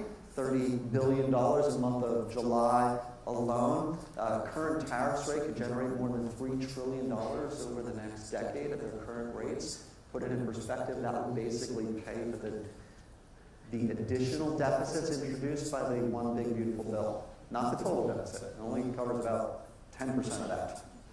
Right? But the additional deficit.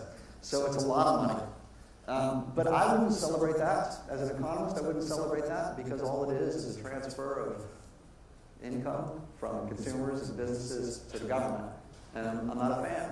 Right? And so even the upside, they'd say, well, isn't it paying for part of the deficit? Yes, but it's a tax. Right? And so that's going to be a drag on economic growth for sure. And so that is why Oxford Economics sees the U.S. economy slowing down in 2025 rather dramatically from 2024 to 1.6% economic growth this year, with unemployment rate continuing to tick up to around, say, 4.5%. Now, the economy is going to improve. We do believe the most likely outcome of where we go is that the U.S. economy is going to accelerate in 2026, 2.1% growth, and then further acceleration into 2027. Why? Well, the big reason is that the tax cuts and tax extensions and reduced regulation that are all part of the Big Beautiful Bill will have a boosting effect, a tailwind effect to the U.S. economy as we move out into 2026, 2027, and the one-off shock price effects of tariffs subside.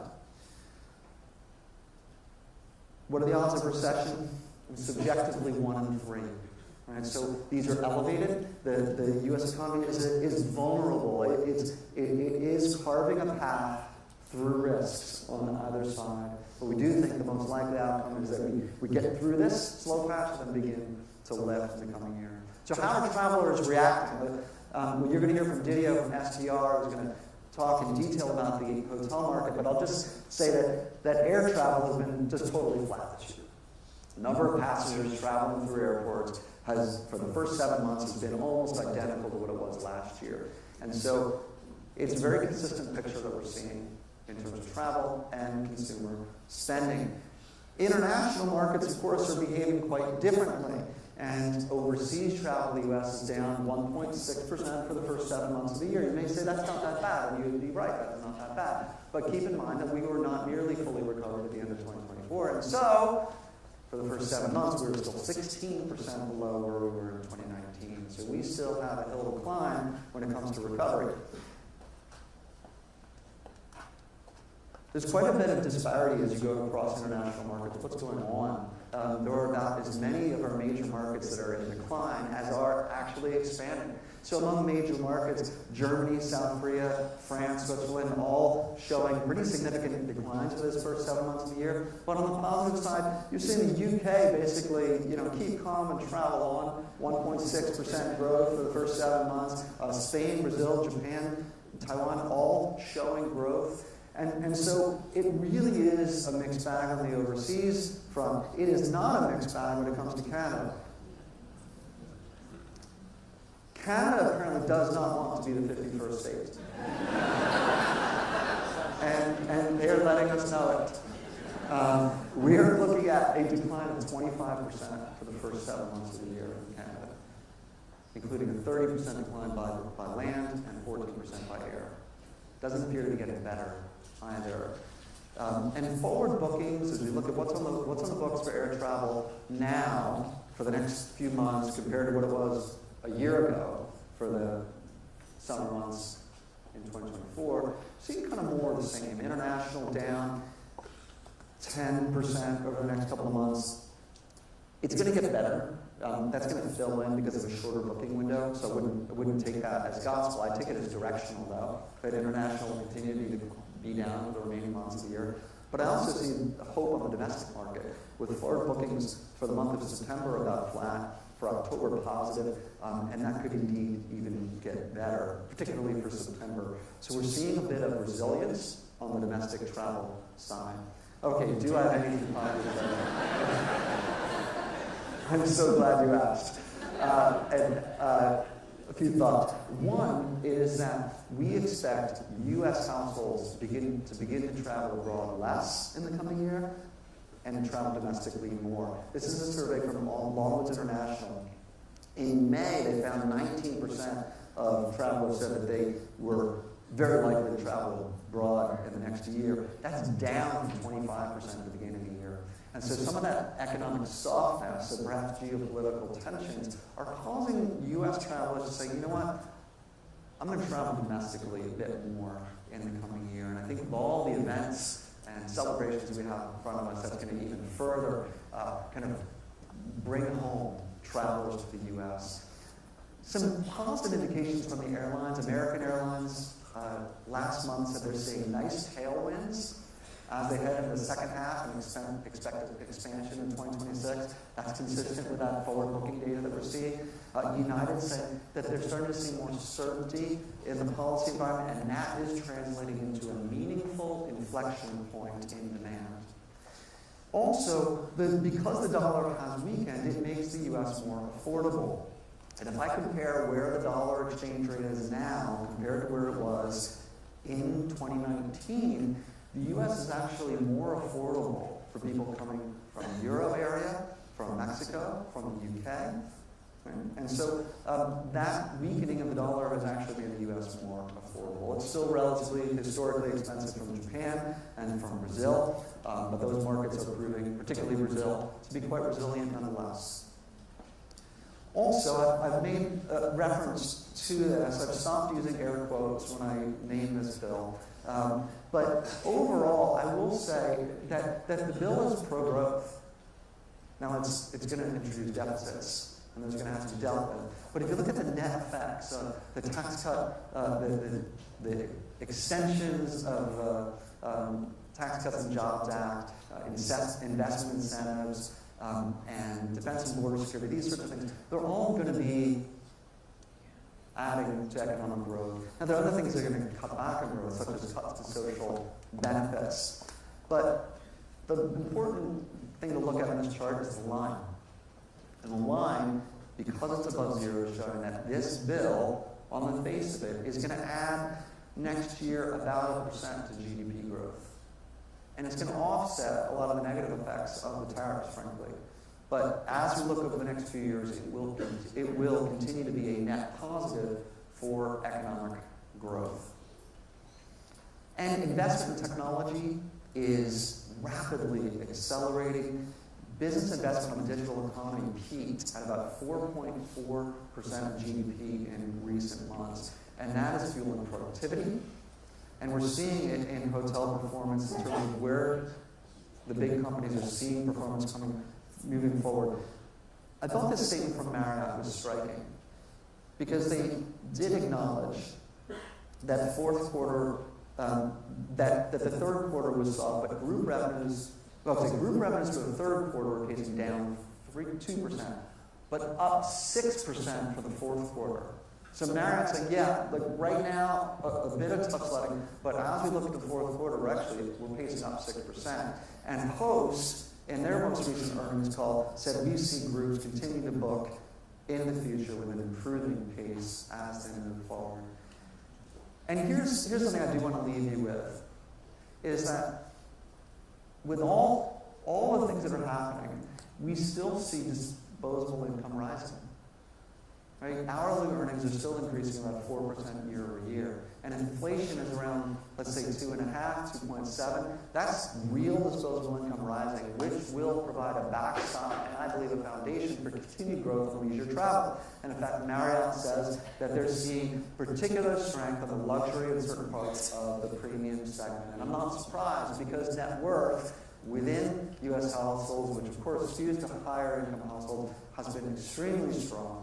And Host says they're seeing high-end resort properties continuing to show resilience and no resistance to rate increases either. And then other signs, well, Expedia, not long ago, said since the beginning of July, we've seen an uptick in overall travel demand, particularly in the U.S., and Airbnb said that as we look to Q3, we're encouraged by current travel demand, specifically the acceleration of nights booked from April through July. And here's, I think this is the final chart I have to show you from the economic side of things, which has to do with demographics. And what I'm seeing is that particularly older households, the 55 to 69 and 70-year-old, have seen massive net worth increases over the last decade. Comparing 2015 to 2025, you're looking at a 29% increase in net wealth in 55 to 69, and an 89% increase in net wealth for those 70 and up. And so these are ripe markets. I will find myself in one of these segments within months. And I'm looking forward to that 29% increase in my net worth. All right, so as a short story, if I try to sum all this up, the near term is pretty soft. It's pretty risky. U.S. is on a tight boat, right? But we think we're going to be able to get through that, and even with international markets, particularly weak right now. But the outlook, if you look a bit further out in the future, is more promising. The domestic market, we're seeing resilience, higher income households playing an outsized role. International imbalances should begin to improve as we move into the outlook, and the economy is very likely to strengthen in 2026 and 2027. Let me finish with just a few thoughts on the outlook for DC. The first is we are seeing a plateau in rates right now. And so average daily rate, we believe in 2025 is going to be just a bit higher than 2024, but then we're not going to see any rate gains in 2026, is our belief. That the occupancy environment with supply increases is going to make it really tough to get rate increases in 2026. And so what that means is that overall hotel revenue in the central business district for DC is going to be about the same in 2026 as it was in 2025. The international downturn is certainly weighing on 2025 performance. What I will tell you is that 5% decline we're seeing in international for DC is better than what we're seeing for the country, which is around 8% this year. But that should turn in 2026 with international growing as well as domestic. And what that means is that room demand is going to start to grow. So in 2026, we think we're going to start to right the ship. 1% growth in demand 2026, another 2% in 2027. And what that implies is that DC is going to set records. And they're going to be record-setting number of visitors in 2025 and 2026, even with all these headwinds.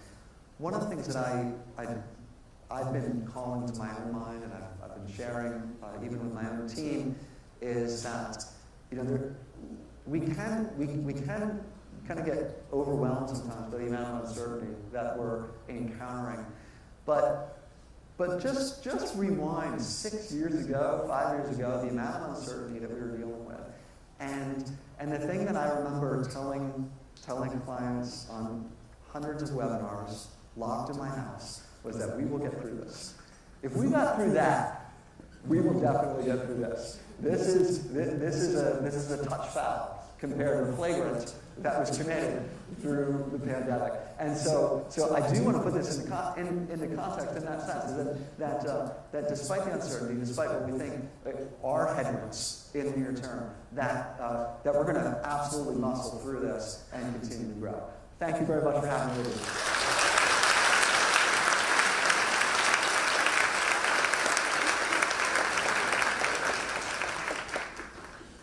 So the question is, what do we do to pivot, to be resilient, to focus on all the things that Adam shared with you today? I think that's a large part of what we were talking about earlier in terms of our plan. It's really, really hard to do a 5-year strategic plan now. Mr. Board Chairman Atkinson and others, simply because there are so many different things in which we have to focus on. As we looked at the international market, we have an office in Canada. We're probably not going to be spending money in Canada. And by the way, Canada, Destination DC, and DC does want to be the 51st state. So we share that on a regular basis. They don't get the humor. But there are markets, South America, Brazil, that are pacing well. And as we have an office in Brazil, we'll be there in a few weeks. We have an office in Mexico. We were just there recently for meetings. We are going to continue to focus on opportunities that exist tied to what Adam's has shared with you today. So to close out our speakers, you're now going to hear specific information specific to STR, which is of course hotel data. Normally Amanda Height, the CEO of STR, headquartered in Nashville, comes. She had a conflict this year, but all is not lost because we have an amazing Washingtonian, Didio, who is going to be sharing with you specifically some of the things that are happening or that hotels should be focusing on.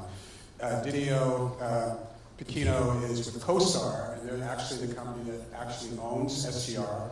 He grew up in this region, so he knows us very well. He's the first-generation immigrant from the smallest country in Africa, the two-island Portuguese-speaking nation of Sao Tome and Principe. So as he and I were talking yesterday, he said, just think about Hawaii, but in a different part of the world geographically, and that's what you should think of when you think about the place that he's from. Most people have not heard of it. It's one of the best-kept secrets. And that's the thing we have in common in terms of how we market Washington. People have heard of us, but they have no idea how great we are as a destination, including the Arboretum. So the next person you'll be hearing from is Didio.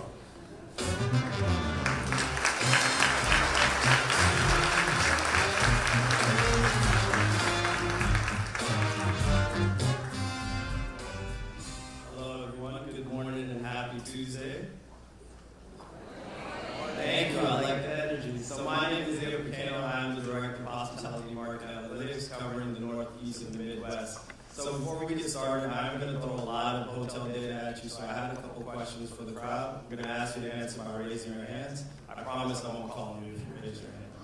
Now, how many people know what occupancy is or understand it? I love it. How many people know ADR or understand ADR? Okay, we got a good crowd today. And now RevPAR. How many people know RevPAR? Wow, impressive.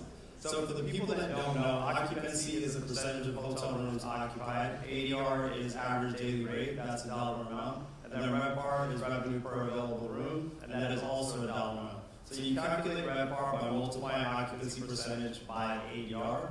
And why that's important is if you have one hotel with higher occupancy and lower rate, and then you have a second hotel with lower occupancy and higher rate, how do you compare the two? Well, you calculate RevPAR, and then you have apples to apples comparison. Do I still have everyone here? Okay, perfect. All right, so in terms of the agenda, we're going to start with the U.S. overview. I think it's important to start there because there are a number of trends that we're seeing nationally that I think are applicable to the market and some markets here.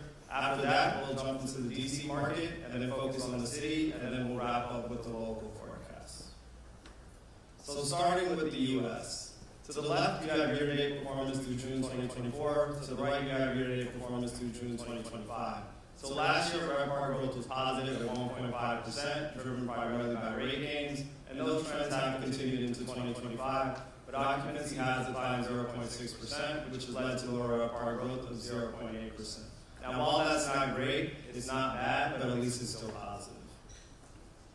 However, when you analyze year-over-year monthly performance, you see some clear trends. Occupancy has declined the past 4 consecutive months, and ADR growth has slowed considerably to the point where ADR growth was well below the rate of inflation in the month of June, and it was just barely positive. So overall, I do have to say that the U.S. market is trending downward. Here, we've analyzed daily performance, and we've broken the days out into what we call day parts. So you have shoulders, which are Sundays and Thursdays, weekdays, which are Mondays, Tuesdays, and Wednesdays, and then you have weekends, which are Fridays and Saturdays. So looking to the left, you'll notice that year-to-date performance across all 3 day parts, occupancy has declined. Now here, we've analyzed year-over-year monthly day part performance for the U.S. as well, and you do see mostly decline, and that's driven by a number of factors. One, group occupancy is down, and that's negatively impacting weekday and shoulder performance. At the lower end of the spectrum, you also have higher cost of living concerns and reduced discretionary spending, and that's stifling leisure and domestic travel. And at the higher end of the spectrum, you have more and more Americans leaving the country to go overseas. I can say I'm guilty of that. I'm heading to Turkey in 2 weeks. My mom just went to Portugal. My sister just went to Portugal. My wife's friends just went to Portugal. And I'm sure there's a bunch of people in the crowd that have gone to Portugal this year as well. So here we've analyzed hotel class, how each hotel class has performed through June 2025. So on the left, you'll notice that the luxury and upper upscale classes were the only classes to experience positive RevPAR growth. And that really speaks to the shift in travel that I referenced on the previous slide, because the travelers with higher incomes and bigger budgets, they're continuing to travel, they're continuing to spend, but they're seeking out the higher end accommodations. Now, conversely, the travelers with lower incomes and tighter budgets, they really started to pull back, which is why hotel performance worsens the further you get from the higher tiers. Here, we overlay the rate of inflation against the rate of ADR growth. So due to a decline in consumer sentiment, price sensitivity has increased, and that has really impacted, again, consumer sentiment and ADR growth because it's left its mark on pricing power.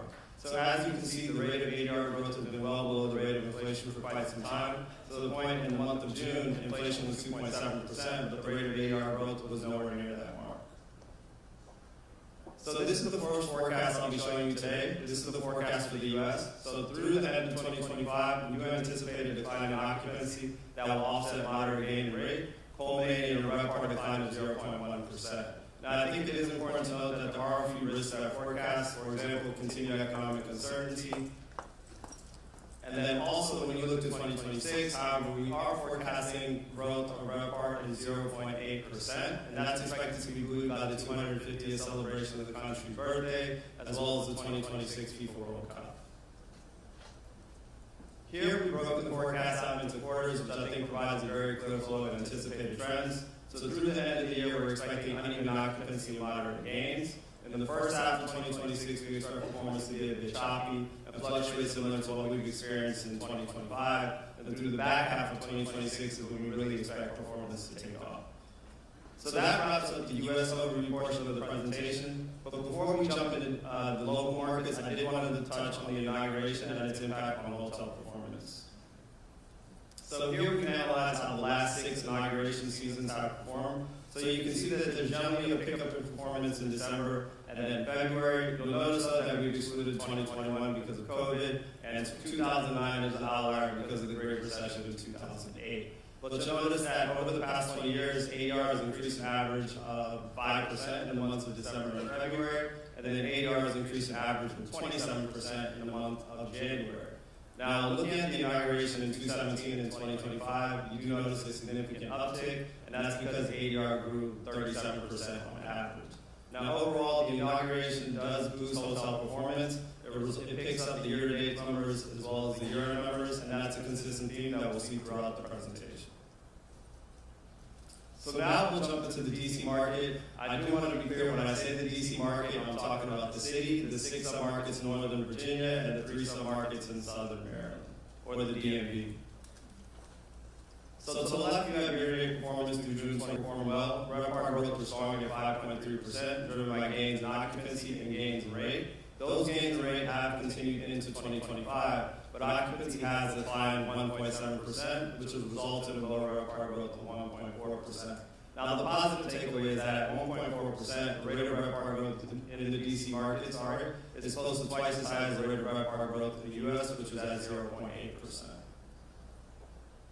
Now, when you analyze year-over-year monthly performance, of course, you see a significant uptick in January, and that's driven by the inauguration. RevPAR was up well over 40%, but then you do see a downturn. Occupancy has declined 4 consecutive months, and ADR has declined 3 consecutive months. Now, this looks very similar to what we've experienced across the U.S. market as well. So here we wanted to compare the DC market to the top 25 markets. So as I said before, last year, the DC market had a strong 2024. RevPAR growth was close to 5.3%. So last year, the DC market was ranked number 6. But this year, RevPAR growth has slowed to 1.4%. So that's pushed the DC market outside of the top 10. But the positive takeaway is that the DC market has been able to grow ADR 3%, which resulted in it being in the middle of the pack performer.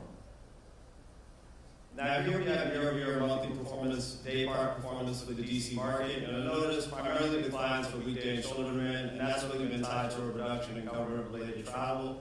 But if you look to the right, weekend day-part performance has performed better in the DC market than in the U.S., and that indicates that DC remains a top tourist destination, especially for leisure domestic travelers. Now, if you look all the way far right, you'll notice a significant uptick in June, and that was really driven by Royal Pride, which I think is a positive sign as we wrap up the peak travel season. Here we've analyzed group and transient demand on a running 28-day basis. So transient demand has made some gains year over year, up an average of 1%, and then group demand has been down an average of 4%.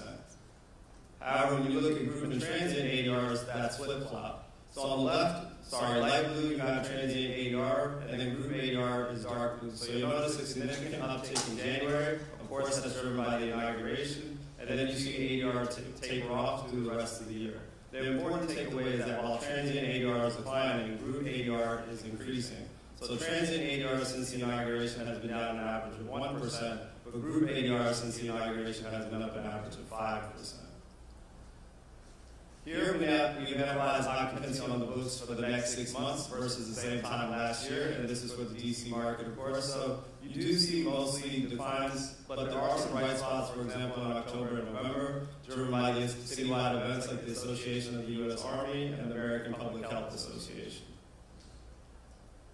Here we've analyzed occupancy on the books for the next 90 days versus the same time last year. We've done it for the DC market and a number of comparable markets. So immediately you'll notice there is a lot of red, but that indicates a lot of these other markets are experiencing year-over-year declines. The important takeaway here is that the DC market is not alone, and a lot of the issues that this market is facing, a number of markets around the country are also facing similar issues. So lastly, for the DC market, also wanted to take a look at the number of rooms under construction in each of the 10 sub-markets that make up the overall market. So you'll notice that the I-95 Fredericksburg sub-market features the highest rate of construction with over 1,000 rooms in development. However, we do know that most of those rooms are wrapped up in one property, and that's the 907-room Kalahari Resort, Spotsylvania. And I believe that's due to be delivered sometime next year. Now, overall, the number of rooms under construction as a percentage of existing supply is 2.4%.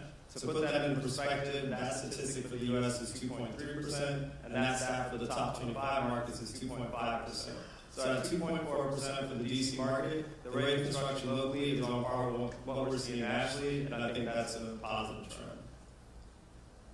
So now we'll focus on the city. I'll refer to it as the city because as a DFW resident, I don't know anybody that calls it the CBD.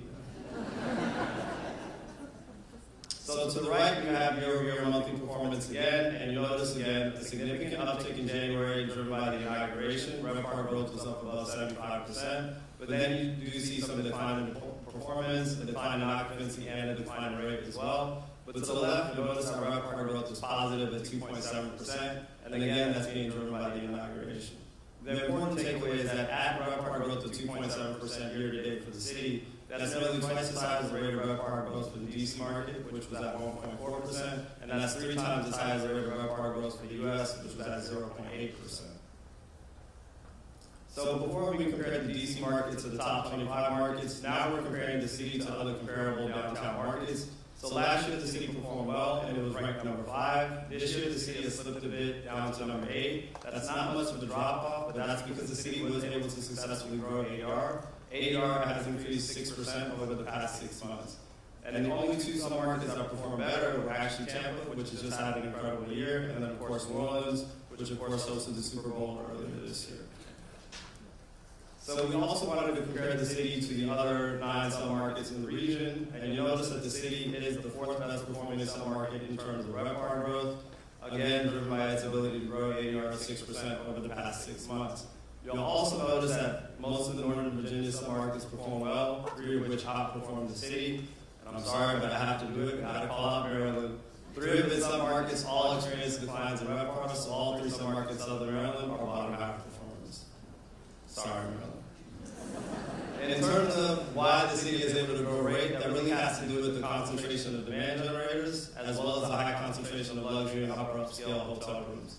So here we've analyzed the number of rooms in each hotel class as a percentage of existing supply, and you can see that the city features the highest at close to 70%, which is close to 20% above the next highest submarket, which is Arlington. So again, the high concentration of higher end accommodations in the city really allowed the city to charge a premium over the other submarkets.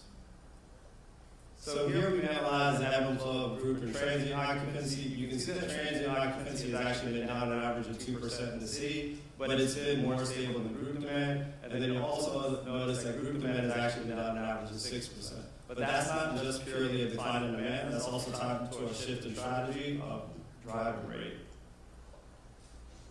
So here again, we have day part performance for the city. Again, you'll see declines in weekday and shoulder demand, and that's really because the city has borne the brunt of the reduction in government-related travel.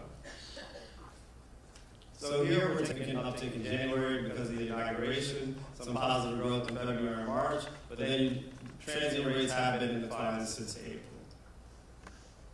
Now, if you remember before, I said the decline in group demand is not purely demand-driven. That's also because the market has grown group ADR. So group ADR grew successfully in January and pretty much every month since. And a lot of that has to do with the fact that group rates tend to be negotiated well in advance, sometimes a year out before.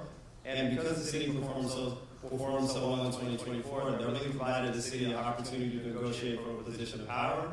And from a position of power, they were able to grow ADR, and group ADR has been up an average of 5% after the inauguration. So, get ready for the forecast. Drum roll, anybody? Let's do it.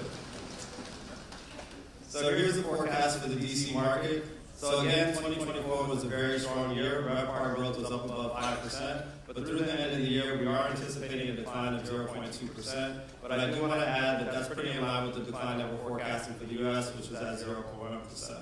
Now, looking into 2026, we are forecasting growth of 0.8% for the U.S., but we do anticipate a decline of 2.1% for the DC market. Here we have the forecast for just the city. So again, the city had a very strong 2024. RevPAR growth was close to 6%. Through 2025, we are expecting a marginal decline of 0.1%. But again, that's pretty in line with what we're forecasting for the DC market and for the U.S. as well. However, through 2026, we do foresee a decline of 3.3%. Now, in summary, a couple of takeaways. One, yes, hotel performance has slowed considerably through 2025, and that's being driven by a number of factors. For example, economic uncertainty, tariff policy, consumer sentiment, price sensitivity. All of those issues have really come together to negatively impact hotel performance in the U.S., and all of those same issues have come together to negatively impact hotel performance in the local market and some markets as well. Now, looking to the forecast for 2026, we did forecast RevPAR growth for the U.S. at 0.8% and a decline for the DC market at 2.1% and a decline of 3.3% for the city. Now, if you're wondering why that is, why is there a growth for the U.S. but a decline locally? Well, this area is the nation's hub of governance, and unfortunately travelers are just having a hard time separating DC from politics. But as a DMV resident, I know that DC is more than just politics. I'm sure that most of y'all in the crowd know that as well. And now it's up to organizations like Destination DC to continue to do the good work that they do to get that messaging out there, and then hopefully that'll help turn around hotel performance. And thank you.